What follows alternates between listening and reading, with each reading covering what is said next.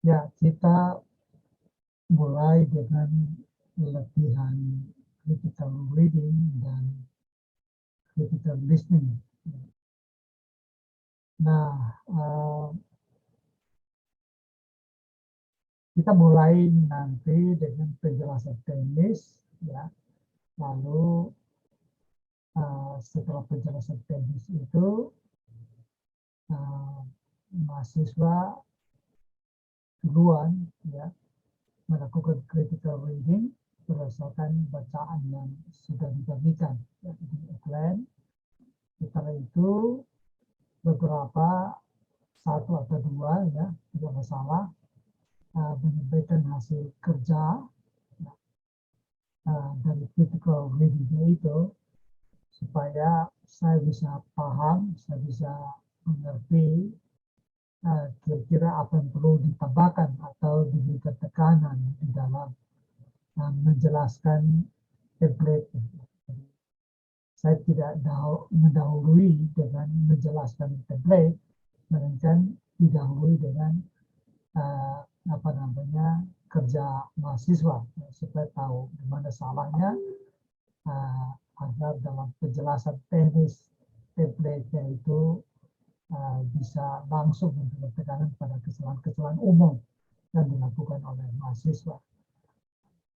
Jadi tujuan inti dari critical latihan, ya, tujuan inti, ya, tujuan pokok dari latihan critical reading dan critical listening ini agar mahasiswa dapat mengidentifikasi 8 elemen penalaran, baik di dalam tulisan yang dibacanya maupun presentasi dari video yang didengarkan. Kira dengan demikian maka ya diharapkan lebih efektif, ya, karena mahasiswa dalam kerja ditentukan kesalahannya dalam penjelasan teknis. Sebelum kita masuk ke untuk saya jelaskan template, karena nanti kalau saya perkirakan paling banyak kita 2 jam selesai, ya. Setelah itu kalian bisa pakai 1 jam sisanya itu untuk membaca, untuk mengisi template, ya, membaca tulisan yang saya kirim itu, lalu kalian mengisi template, ya, mengidentifikasi elemen-elemen itu dalam template, ya, yang sudah dikirim itu. Dan juga mendengarkan supaya minggu depan kita evaluasi dua hasil kerja kalian itu, ya, reading dan listening, ya. Saya kirim videonya itu kan cuma 3 menit video itu dari 3-minute thesis. Itu kalian bisa dengar itu lalu identifikasi dalam elemen-elemen penalarannya tadi di dalam template, lalu ya kita diskusikan mana yang ada yang masih keliru, saya jelaskan lagi. Setelah itu kalian sudah langsung rancang tulisan kalian, ya. Dan itu yang nanti berapa minggu ke depan, setiap minggu kita masuk itu akan kalian presentasi terus, saya kasih presentasi terus untuk diperbaiki sampai template-nya jadi, baru kalian nulis, ya. Jadi itu nanti minggu terakhir itu tinggal masukkan aja tulisan dan presentasinya. Kalian sudah menulis dulu, setelah itu presentasi lagi, rekam presentasinya 3 menit juga, ya. Jadi saya sengaja kasih video yang 3 menit, ya, dari 3-minute thesis itu, lalu kalian menirunya, ya, membuat presentasi kalian dalam waktu hanya 3 menit. Jadi memang intinya adalah melalui mata kuliah ini membentuk 2 skill utama kalian, ya, yaitu skill menulis, ya, critical writing, dan skill presentasi atau skill komunikasi, ya. Yang kemarin saya sudah jelaskan bahwa kebutuhan skill abad 21 itu kan critical thinking dan communication skill. Nah, ini dua-duanya kita dapatkan dalam critical thinking model UKSW.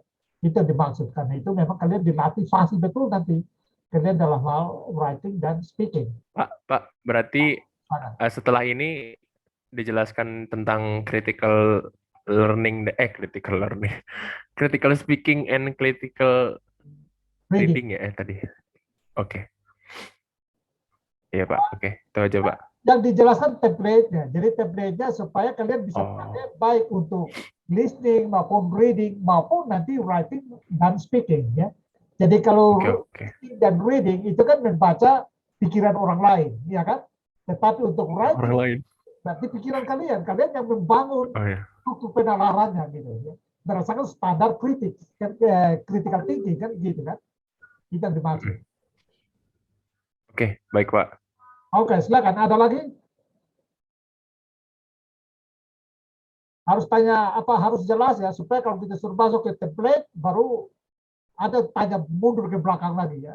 Saya ingin pastikan semua sudah apa namanya jalan. Saya yakin kalau kalian nonton video pendek tadi itu mudah memahaminya ya. Tapi tidak apa-apa. Ini saya yakin penjelasan tadi juga sudah memudahkan. Ya. Nah kalau apa namanya kalau tidak ada, saya kasih waktu kalian 15 menit untuk membaca link yang sudah saya kirim, yaitu apa namanya uh, penjelasan tentang Omicron dari WHO ya, berita BBC. Lalu kalian coba buka template ya, lalu kalian coba menulis itu, purpose-nya apa, purpose dari tulisan itu apa, lalu informasinya apa, lalu apa namanya konsepnya apa dan seterusnya ya. Coba ini latihan ya. Jadi saya kasih waktu 20 menit aja. Setelah itu saya akan buka kasih link baru ya lalu kita masuk dan saya jelaskan template sambil diskusi yang sudah kalian kerjakan. Gitu ya. Mengapa saya ingin kalian langsung fase itu supaya minggu depan itu kita fokus untuk dalam tanda kutip ya bimbingan untuk rancangan tulisan kalian gitu loh. Karena itu kan untuk TAS. Jadi kalau kita maksimalkan waktu lebih banyak untuk bimbingan itu, maka saya yakin TS kalian bagus. Ya. Jadi tulisan kalian bagus, demikian juga presentasinya bagus. Ya. Oleh karena itu kita maksimalkan di latihan ini. Kalau hari ini saya jelaskan template, tetapi kalian sudah apa namanya bisa latihan readingnya itu, reading saja ya, readingnya. Nanti apa namanya listeningnya, videonya yang 3 menit itu nanti minggu depan. Maksudnya kalian kerjakan tapi minggu depan baru kita bahas sebelum masuk ke tulisan. Saya kira apa bacaannya kan sudah ada di F-Line ya dari BBC ya. Jadi tentang Omicron. Nah, silakan dibuka lalu kalian baca dan langsung identifikasi ya mana apa purpose-nya, apa konsepnya, apa informasinya ya sampai kesimpulan 8 elemen itu. Ya. Kerjakan saja jangan takut salah. Salah itu bagian dari belajar. Ya. Jadi harus berani lakukan ya, supaya kita lihat sehingga dari situ baru kita tahu mana salahnya. Justru ada salah itu yang akhirnya dijelaskan pasti akan mengerti lebih baik. Ya. Biasanya kayak gitu ya. Kalau kita salah lalu diberitahu itu kita akan ingat terus sampai seumur hidup biasanya. Jadi jangan takut salah kerjakan.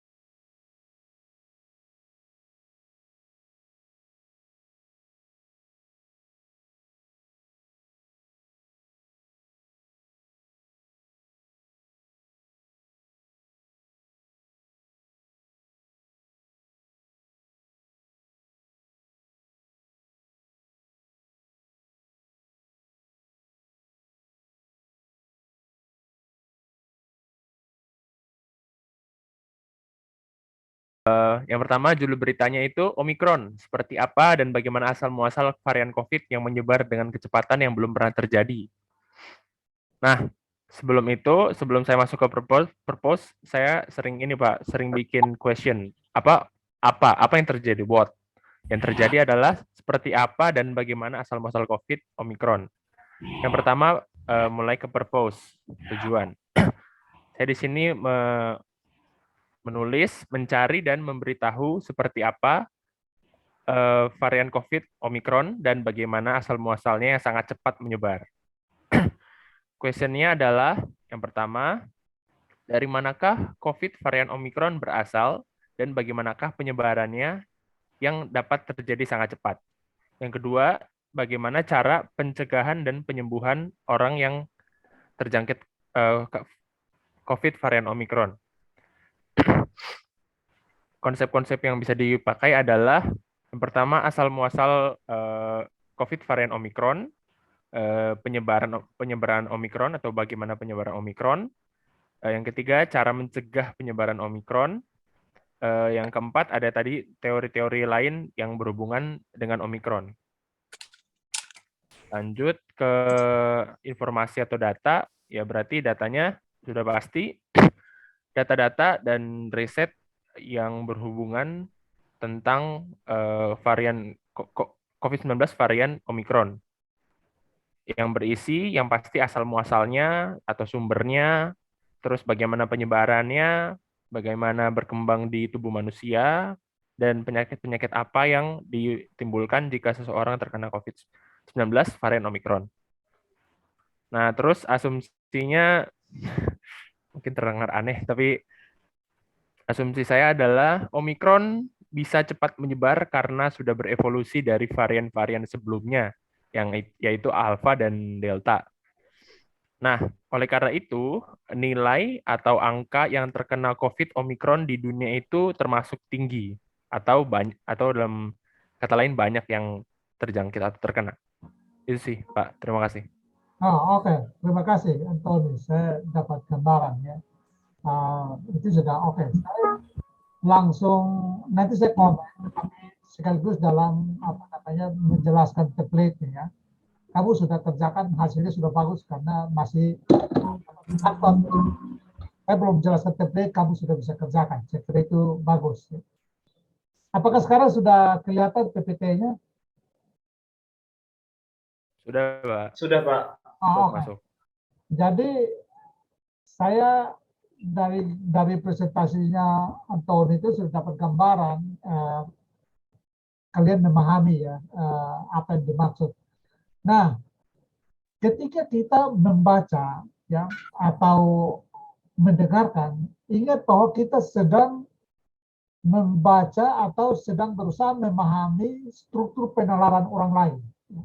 Jadi ini harus ketat, kita tidak boleh campur aduk dengan interpretasi kita. Jangan dulu. Kita belum boleh interpretasi, belum masukkan opini kita, belum masukkan pemahaman kita.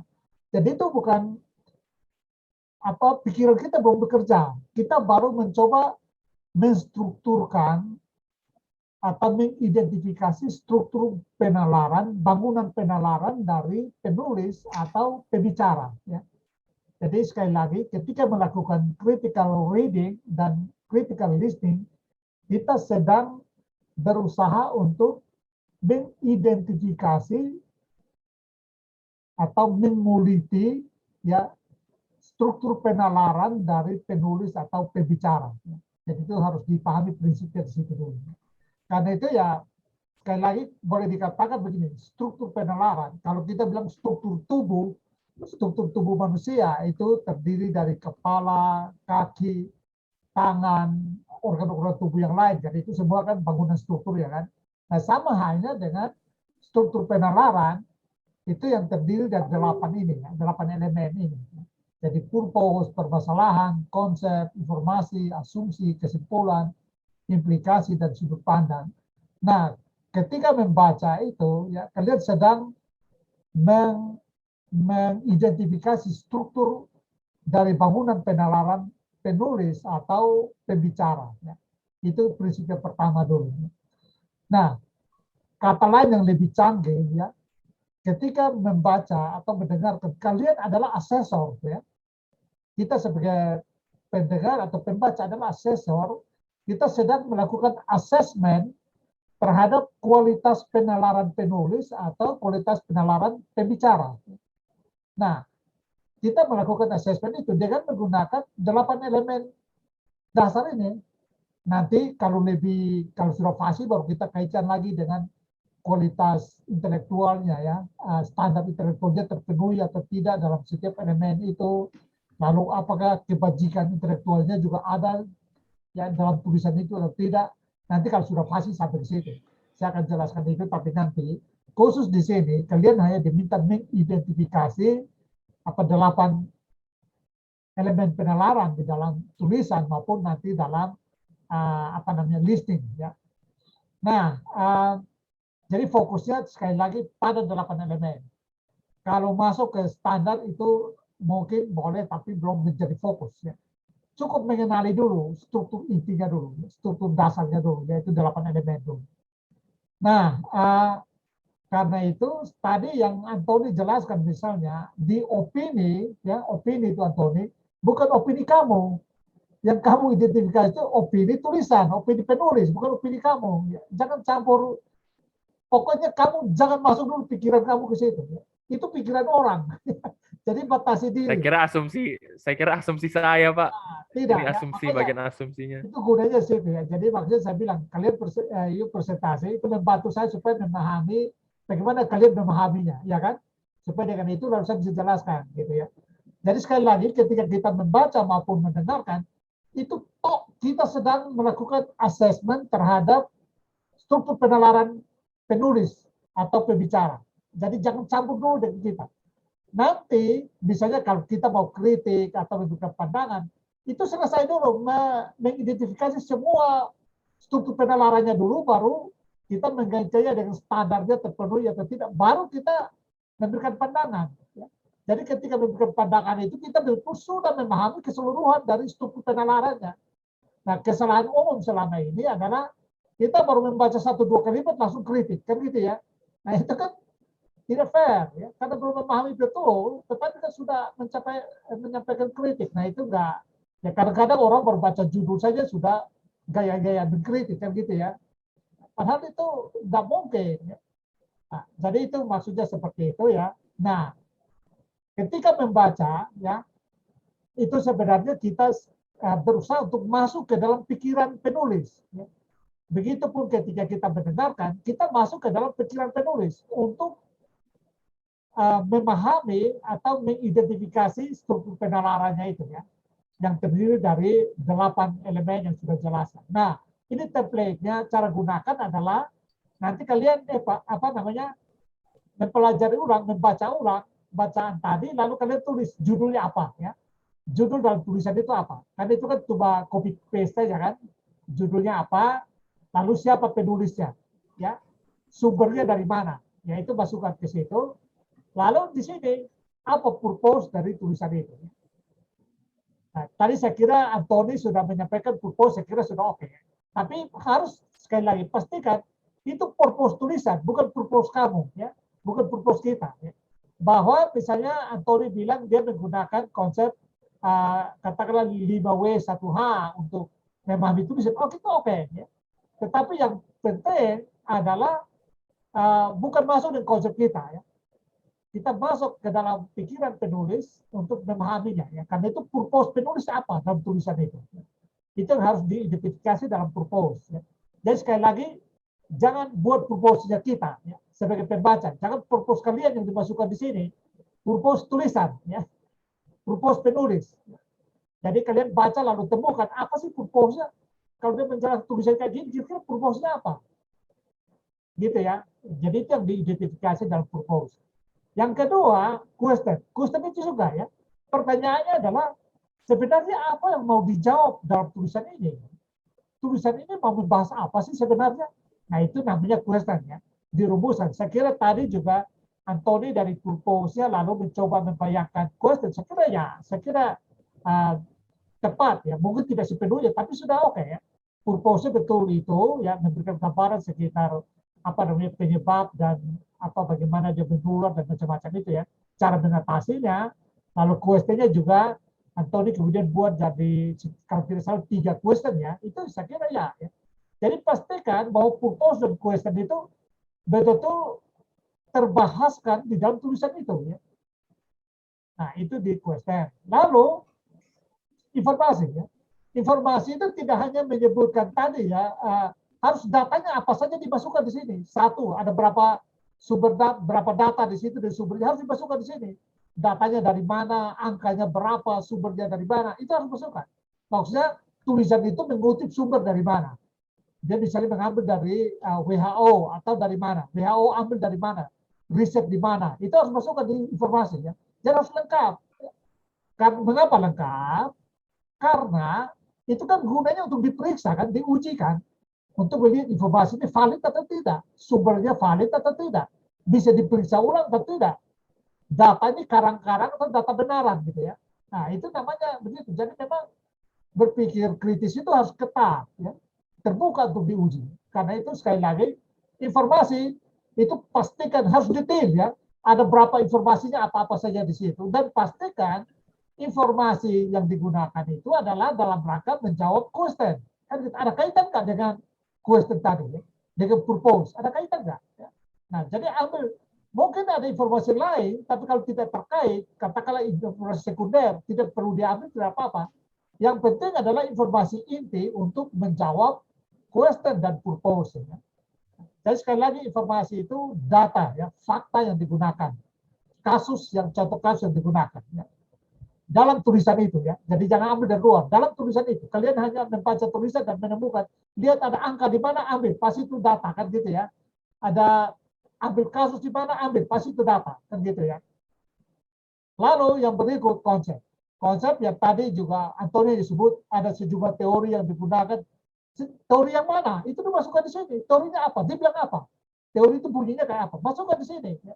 Jadi jangan sebutkan saja, hanya bilang saja bahwa oh itu ada menyebutkan beberapa teori, ada beberapa pendapat ahli. Bukan begitu. Ahli siapa dan dia bilang apa. Ya. Itu dimasukkan di dalam konsep. Ya.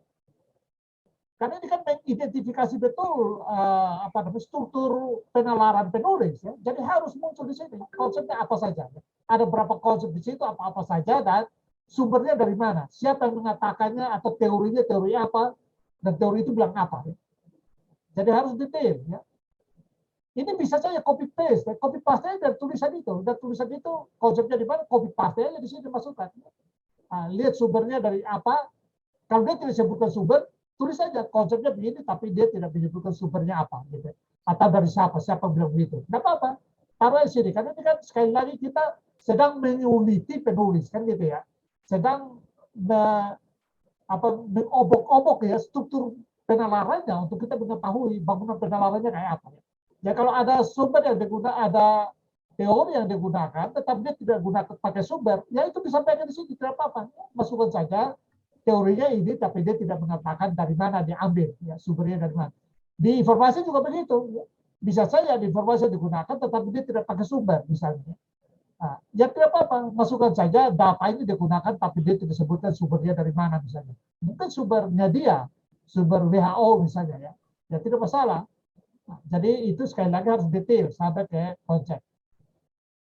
Yang berikut asumsi sekali lagi, apa yang kalian pikirkan tentang asumsi yang ada dalam tulisan itu? Itu yang penting. Jadi sekali lagi bukan asumsi kita ya, sebagai pembaca atau pendengar. Kalau kalian nanti latihan listening ya, dengar video itu, videonya cuma 3 menit. Saya yakin kalian bisa ulang-ulang dengar supaya menangkap sebuah struktur penalarannya.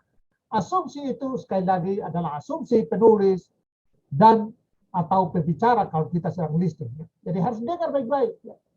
Karena kalau asumsinya katakanlah meleset atau apa, itu justru bagian dari kritik kita nanti ketika menanggapi. Ya. Jadi setelah semua elemen penalaran ini kita urai, kita identifikasi, baru kita memberikan tanggapan. Ya. Memberikan kritik, tanggapan. Tapi sudah total kita mengurai tulisan itu. Ya. Jangan baru sepotong-sepotong paham langsung kritik. Ya. Itu yang tidak banyak kritik yang tidak berguna karena belum memahami penuh. Ya. Oke, jadi sekali lagi asumsi adalah asumsi tulisan atau asumsi pembicara, bukan asumsi kita. Ya. Lalu yang berikut implikasi ya. Sorry, asumsi harusnya setelah asumsi ada ada satu. Oh ya, sorry, 6 ya. Kesimpulan ya. Nah, sekali lagi kesimpulan yang kalian lihat itu adalah apa apa jawabannya terhadap pertanyaan questionnya ya. Atau apakah purpose-nya terjelaskan atau tidak. Tercatat tidak purpose-nya yang tadi kita identifikasi di atas ya. Dan yang berikut itu kalau bahasanya bahasa katakanlah kesimpulan, biasanya bahasa kesimpulan sudah saya bilang ya, clue-nya antara lain dengan demikian maka atau oleh karena itu di bagian-bagian akhir biasanya ya. Nah, apakah itu didukung oleh data atau tidak? Nah, jadi harus sekali lagi di sini konsentrasi adalah mengidentifikasi kesimpulan dalam tulisan itu. Ya. Apa kira-kira kesimpulan dalam tulisan itu? Setelah itu baru lihat implikasinya apa. Ya. Nah, implikasi itu tidak selalu eksplisit di dalam tulisan. Ya. Tetapi dia merupakan sekali lagi konsekuensi logis ya dari kesimpulannya. Ya. Nah, itu yang kita bisa rumuskan untuk kita coba tunjukkan di situ ya. Nah, sampai karena begini, kadang-kadang penulis tidak menyadari implikasinya. Ya. Banyak penulis yang membuat kesimpulan tanpa menyadari implikasinya. Nanti implikasinya kalau kalian lihat ya, orang tulis kalau Anda menulis di status media sosial, Anda harus ingat bahwa sebenarnya yang Anda tulis 1-2 kalimat itu adalah kesimpulan Anda tentang sebuah realitas. Nah, hati-hati karena kalau Anda tidak sadari implikasinya sehingga Anda menulis katakanlah menulis sembrono ya yang akan menyinggung pihak lain misalnya, Anda hati-hati di implikasinya ya, dan konsekuensinya.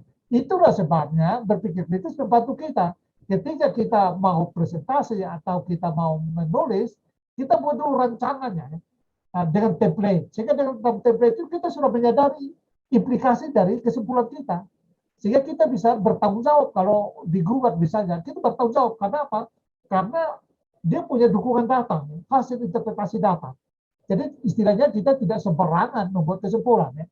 Nah demikian juga ketika kalian membaca tulisan itu, mengetahui kesimpulannya, maka coba cek implikasinya kira-kira apa. Ya.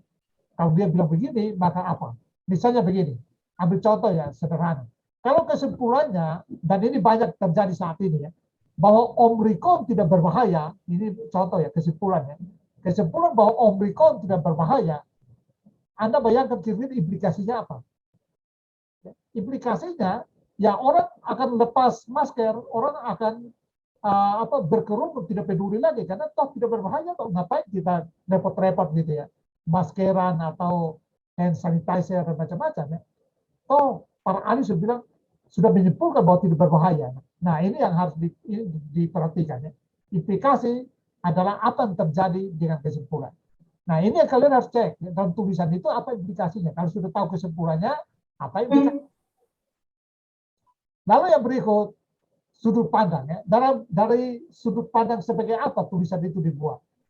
Apakah sebagai katakanlah sudut pandang sebagai pakar kesehatan misalnya, sudut pandang dari sisi apa? Dari sisi kebijakan politik misalnya, sudut pandang dari sisi apa lagi ya?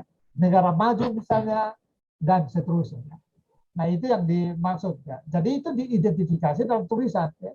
Nah, kalau misalnya kalau tulisan itu adalah WHO, maka tentu sudut pandangnya sebagai lembaga kesehatan dunia kan, berarti dari aspek kesehatan kan. Nah, dia menulis dari situ ya, dalam sudut pandang itu. Tapi oke, kalian harus cek dalam tulisan itu. Oke, saya kembali ke Anthony yang tadi presentasi. Anthony sudah paham, Anthony? Iya Pak, sudah Pak. Tadi Nah, yang salah asumsinya ini Pak, saya nggak ini. Tapi oke. kalau menurut saya tadi purpose-nya saya ini Pak, saya purpose-nya dari judul. Hilang suara tuh, Anthony.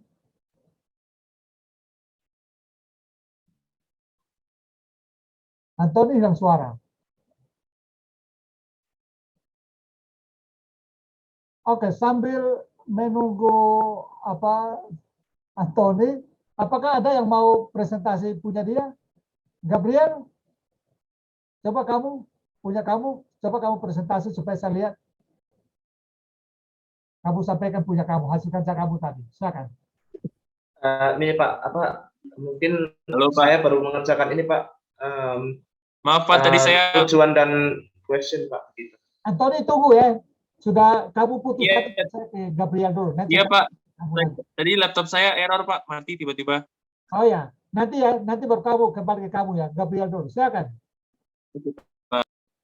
Ya Pak, mungkin saya boleh share screen nggak Pak? Ya, silakan. Saya kasih kamu host ya. Nah, maaf Pak, apakah layarnya sudah dapat terlihat Pak? Sudah, sekarang sudah. Silakan.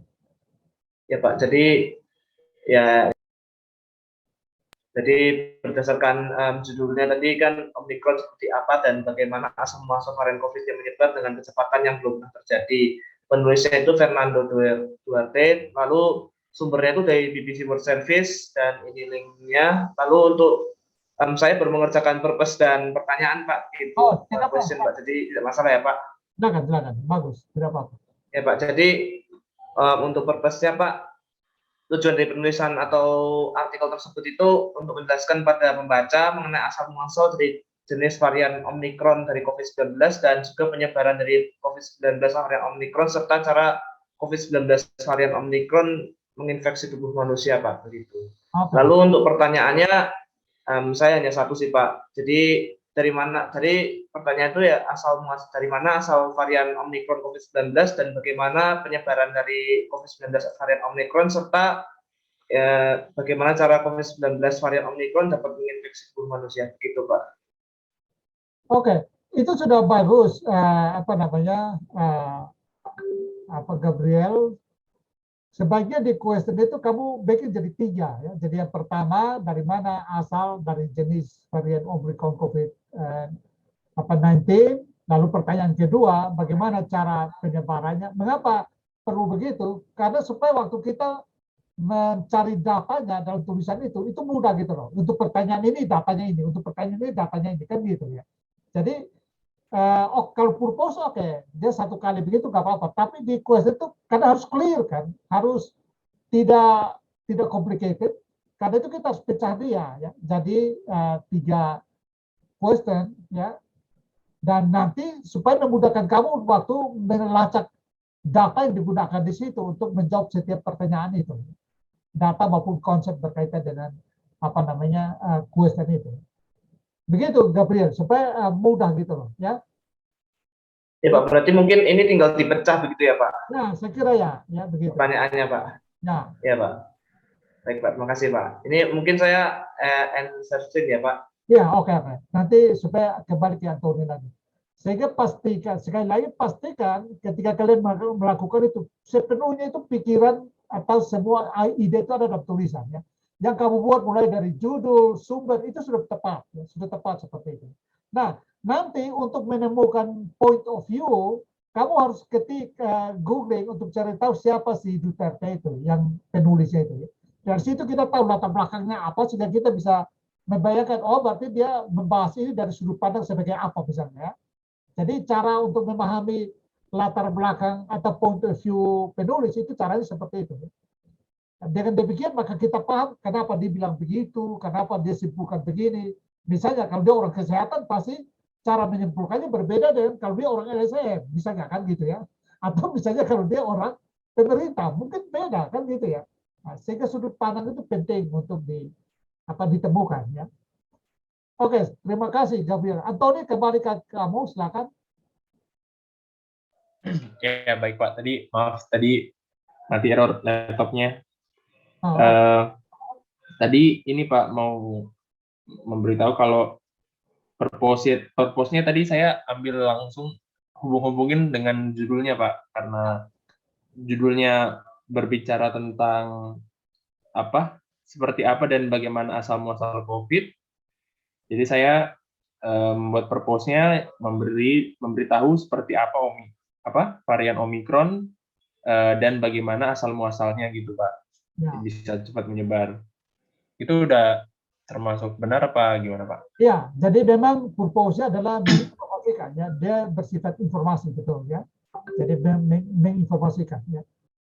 Kata-kata itu penting ya, karena apa namanya sebelumnya ada buat purpose itu ya apa namanya ya rumusannya aneh-aneh lah gitu ya. Nah, tapi ini memang jelas membaca tulisan itu jelas dia tujuannya adalah menginformasikan. Ya. Jadi kamu pakai kata menginformasikan. Isinya ya kontennya seperti yang itu saya kira ya karena punya kamu itu sama dengan Gabriel sebenarnya. Artinya kalian betul-betul menemukan purpose dari tulisan itu dengan tepat. Ya. Begitu ada lagi yang mau kalian tanyakan karena saya mau minta satu. Iya itu aja Pak. Dari Pak. Terima kasih. Oh, oke. Satu coba Lutfia Urfa, coba kamu punya. Saya ingin dengar hasilnya Lutfia. Untuk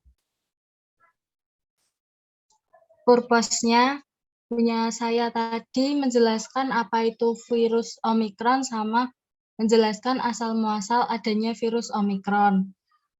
Terus untuk question itu yang pertama dari mana asal Omikron sama bagaimana Omikron bisa berkembang dalam tubuh satu orang.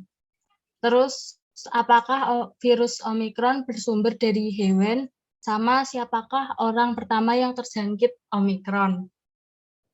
Konsepnya punya saya masih virus Omikron belum ada definisinya sama untuk informasinya itu saya kopas yang varian baru virus Omikron menyebar ke seluruh dunia dengan kecepatan yang belum pernah terjadi sebelumnya menurut Organisasi Kesehatan Dunia WHO.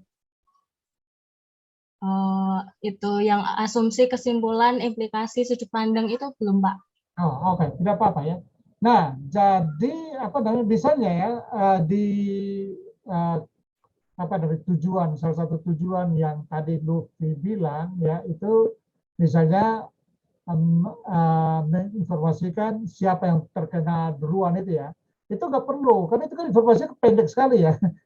Jadi apa di question atau di apa namanya di purpose itu dia harus apa tidak terlalu teknis sekali kayak gitu ya. Kan itu kan berarti mencari jawaban datanya kan cukup cari nama siapa yang pertama lalu selesai kan.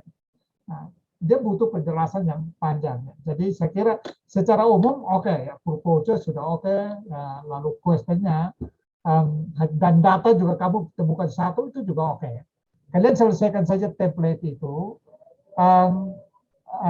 Apa namanya melengkapinya ya melengkapi template itu dengan dari bacaan itu dan juga nanti dengar videonya lalu buat untuk listening ya. Jadi dengarkan video yang 3 menit itu lalu identifikasi purpose-nya apa, question yang ingin dijawab di situ apa, data digunakan apa dan seterusnya. Nah, jadi minggu depan kita akan pakai satu jam pertama itu untuk membahas kembali ini supaya pastikan kalian sudah paham dari reading dan listening. Setelah itu kita langsung masuk ke writing dan speaking ya supaya mempersiapkan kalian sehingga setelah itu kalian langsung merancang ya. Setiap orang merancang apa namanya rancangan writingnya nanti setiap minggu kita ketemu itu kalian hanya istilahnya konsultasi ya presentasi hasil rancangannya konsultasi ya kira-kira 1 atau 2 kali pertemuan. Setelah itu saya langsung persilakan kalian menulis ya. Dan saya tadi sudah diskusinya diskusi tulisan. Yang pertama diskusi itu masih rancangannya ya. Presentasinya juga tidak lama, coba 3 menit ya.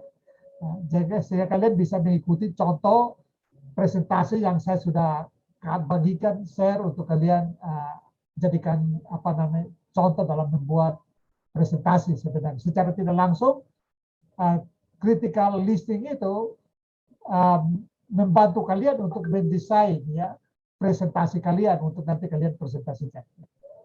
Seperti tentu dalam bentuk video, divideokan ya maksimal 3 menit. Saya kira itu ada pertanyaan.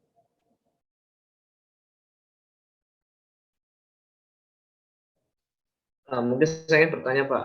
Ya.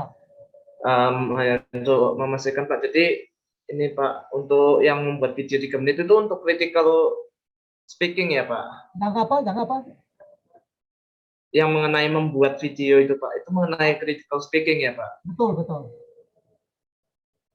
Nah, mungkin sekian pertanyaan saya Pak, karena saya ingin memastikan itu. Terima kasih Pak. Ya, tapi itu kan minggu depan dulu baru saya secara teknis menjelaskan writing dan speakingnya ya. Sekarang jangan dulu, kamu fokus dulu di reading dan listening ya. Jangan dulu campur aduk, nanti kamu pusing. Duluan saja, fokus saja dulu dalam hal memahami struktur penalaran orang lain lewat tulisan dan lewat presentasi. Jadi latihan mendengarkan dan latihan membaca. Ya. Itu dulu ya, itu dasar ya. Kalau kalian sudah pahami itu, karena kan begini, untuk kita menjadi seorang critical writer maupun critical speaker yang baik, kita kan harus menguasai juga data, menguasai konsep. Nah itu kan lewat ini reading dan speaking, listening kan.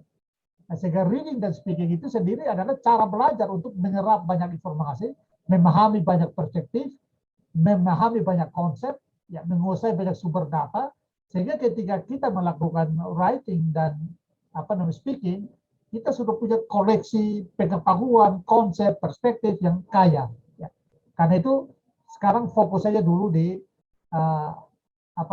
reading dan listening, sehingga tugas kalian adalah menyelesaikan ya template-nya dari tulisan yang ada itu. Jadi kalau Anthony Gabriel dengan Lutfia tadi ya, itu kan sudah beberapa elemen ya. Tinggal dilanjutkan, dituntaskan ya. Yang lain saya kira juga sudah ya. Tinggal dituntaskan sampai 8 elemennya ya. Diidentifikasi dari tulisan itu. Kemudian dengarkan videonya yang hanya 3 menit itu ya. Lalu kalian buat lagi ya. Template-nya pakai template yang sama. Jadi kalau tadi di kepala template-nya itu sumber tulisan, maka kalau kalian ganti dengan sumber video kan gitu ya. Pembicaranya siapa? Tinggal ganti itu saja ya. Lalu identifikasi lagi konsep elemen-elemen penalaran.